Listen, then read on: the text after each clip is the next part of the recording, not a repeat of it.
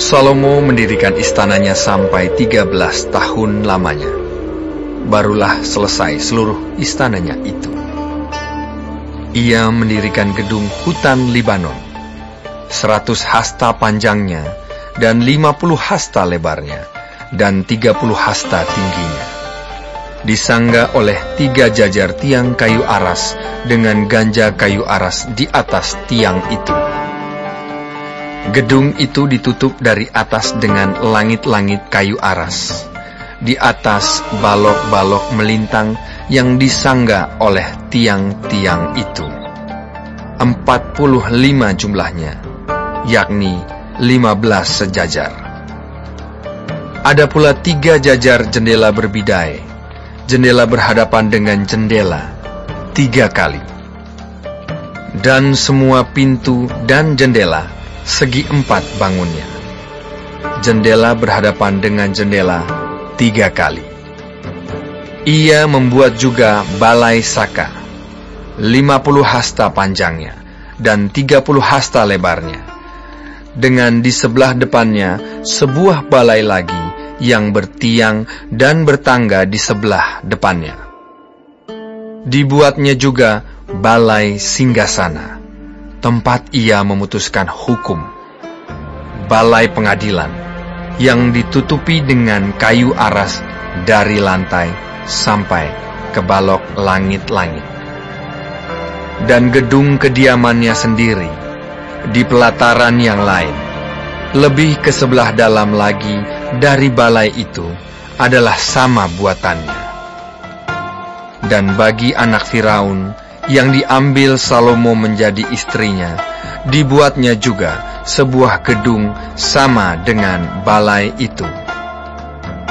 Tembok dari semuanya ini dibuat dari batu yang mahal-mahal, yang sesuai dengan ukuran batu pahat, digergaji dengan gergaji dari sebelah dalam dan dari sebelah luar, dari dasar sampai ke atas, dan juga dari tembok luar sampai kepada tembok pelataran besar. Bahkan dasar gedung-gedung itu dari batu yang mahal-mahal, batu yang besar-besar, batu yang 10 hasta, dan batu yang 8 hasta. Di bagian atas ada batu yang mahal-mahal, berukuran batu pahat, dan kayu aras juga. Sekeliling pelataran besar ada tembok dari 3 jajar batu pahat dan 1 jajar balok kayu aras.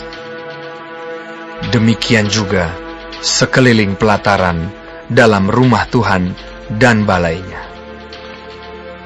Kemudian Raja Salomo menyuruh orang menjemput Hiram dari Tirus.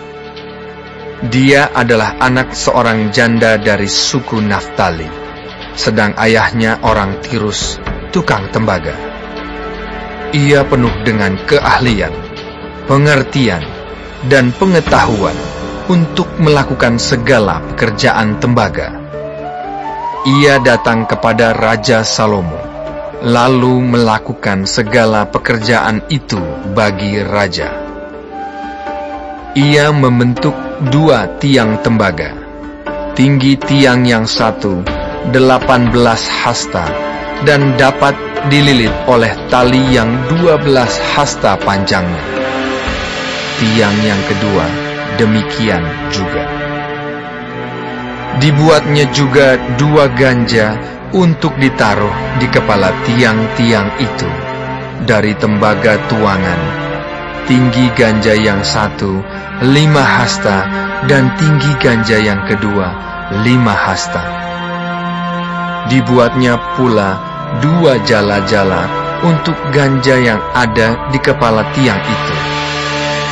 Jala-jala itu semacam kawat berpilin, semacam untaian rantai. 1 jala-jala untuk ganja yang satu, dan 1 jala-jala untuk ganja yang kedua. Kemudian dibuatnya juga buah-buah delima, 2 jajar berkeliling pada jala-jala yang satu. untuk menutupi ganja yang di ujung tiang itu, dan demikian pula dibuatnya pada ganja yang kedua.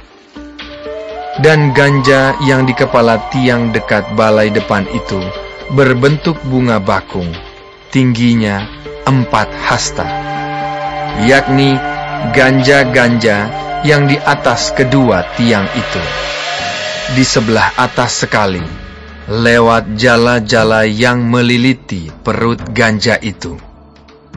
Dan buah-buah delima ada 200 berjajar, berkeliling pada ganja yang satu. Demikian juga pada ganja yang kedua. Kemudian tiang-tiang itu didirikannya dekat balai ruang besar. Ketika ia mendirikan tiang kanan, ia menamainya Yakin. Ketika ia mendirikan tiang kiri, ia menamainya Boas. Dan setelah bentukan bunga bakung itu ditaruh di kepala tiang-tiang itu, maka siaplah pekerjaan membuat tiang-tiang itu. Kemudian dibuatnyalah laut, tuangan yang 10 hasta dari tepi ke tepi, bundar keliling, 5 hasta tingginya, dan yang dapat dililit berkeliling oleh tali yang 30 hasta panjangnya. Dan di bawah tepinya ada gambar buah labu yang mengelilinginya sama sekali, 10 dalam sehasta, merangkum laut itu berkeliling. Labu itu 2 jajar, dituang setuangan dengan bejana itu. Laut itu menumpang di atas 12 lembu, 3 menghadap ke utara dan 3 menghadap ke barat, 3 menghadap ke selatan dan 3 menghadap ke timur. Laut itu menumpang di atasnya, sedang segala buntut lembu itu menuju ke dalam. Tebal laut itu setapak tangan, dan tepinya serupa tepi piala, seperti bunga bakung yang berkembang. Laut itu dapat memuat 2000 bat air. Selanjutnya, dibuatnya 10 kereta penopang dari tembaga. 1 kereta 4 hasta panjangnya, 4 hasta lebarnya, dan 3 hasta tingginya. Beginilah bentuk kereta penopang itu. Ada papan penutupnya, dan papan itu diapit oleh bingkai. Dan pada papan penutup yang diapit oleh bingkai itu ada singa, lembu, dan kerub, dan demikian juga pada bingkai itu. Di sebelah atas dan di sebelah bawah singa dan lembu itu ada karangan-karangan bunga yang tergantung. Pada 1 kereta penopang ada 4 roda tembaga dengan poros tembaga, dan pada keempat penjurunya ada sangga untuk menyangga bejana pembasuhan. Sangga-sangga itu dituang, dan di sebelah luar setiap sangga ada karangan bunga. Dan mulut kereta penopang itu ada di sebelah dalam sangga-sangga itu, menonjol ke atas 1 hasta. Mulutnya itu bundar, buatannya sebagai tumpuan, dan dalamnya 1,5 hasta.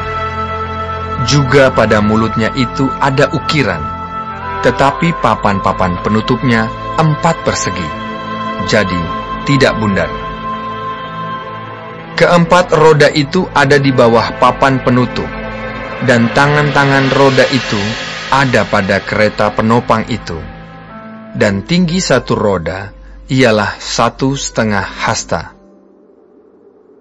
Dan buatan roda itu seperti buatan roda kereta, tetapi tangan-tangannya, lingkarnya, jari-jarinya, dan napnya, semuanya tuangan. Keempat sangga pada keempat sudut setiap kereta penopang adalah seiras dengan kereta itu. Dan di sebelah atas kereta penopang itu ada leher bundar berkeliling, 1/2 hasta tingginya.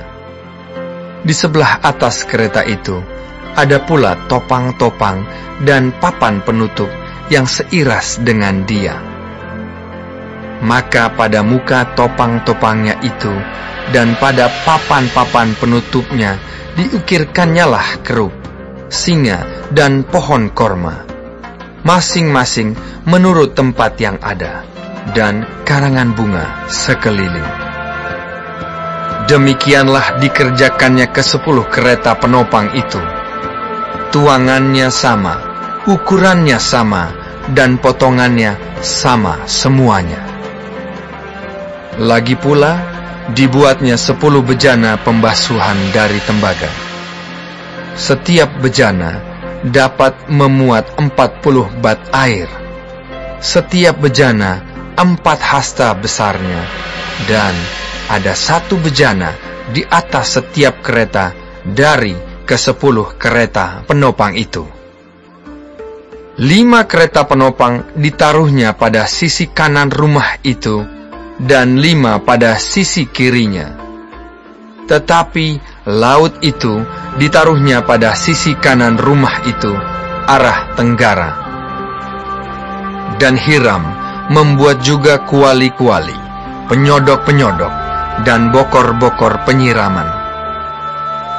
Demikianlah Hiram menyelesaikan segala pekerjaan yang harus dilakukannya bagi Raja Salomo di rumah Tuhan, yakni kedua tiang dengan kedua bulatan ganja yang di kepala tiang itu, dan kedua jala-jala yang menutup kedua bulatan ganja itu, 400 buah delima untuk kedua jala-jala itu, 2 jajar buah delima untuk 1 jala-jala, guna menutupi kedua bulatan ganja yang di atas tiang itu. Ke-10 kereta penopang dan ke-10 bejana pembasuhan yang di atas kereta itu. Laut yang 1 itu dan ke-12 lembu yang di bawah laut itu. Kuali-kuali, penyodok-penyodok, dan bokor-bokor penyiraman. Segala perlengkapan yang dibuat Hiram bagi Raja Salomo di rumah Tuhan itu adalah dari tembaga yang diupam. Raja menuang semuanya itu di lembah Yordan, di dalam tanah liat antara Sukot dan Sartan. Dan Salomo membiarkan segala perlengkapan itu tidak ditimbang, karena jumlahnya yang amat besar. Berat tembaga itu tidaklah terhitung. Salomo membuat juga segala perlengkapan yang ada di rumah Tuhan, yakni mezbah emas dan meja emas tempat menaruh roti sajian. Kandil-kandil dari emas murni, 5 di sebelah kanan dan 5 di sebelah kiri, di depan ruang belakang. Kembang-kembangnya, lampu-lampunya, dan sepit-sepitnya dari emas. Pasu-pasunya, pisau-pisaunya, bokor-bokor penyiramannya, cawan-cawannya, dan perbaraan-perbaraannya dari emas murni. Engsel-engsel untuk pintu ruang dalam, yakni tempat maha kudus, dan engsel-engsel untuk pintu ruang besar bait suci dari emas. Maka genaplah segala pekerjaan yang dilakukan Salomo di rumah Tuhan itu. Kemudian Salomo memasukkan barang-barang kudus Daud, ayahnya, dan menaruh perak, emas, dan barang-barang itu dalam perbendaharaan rumah Tuhan.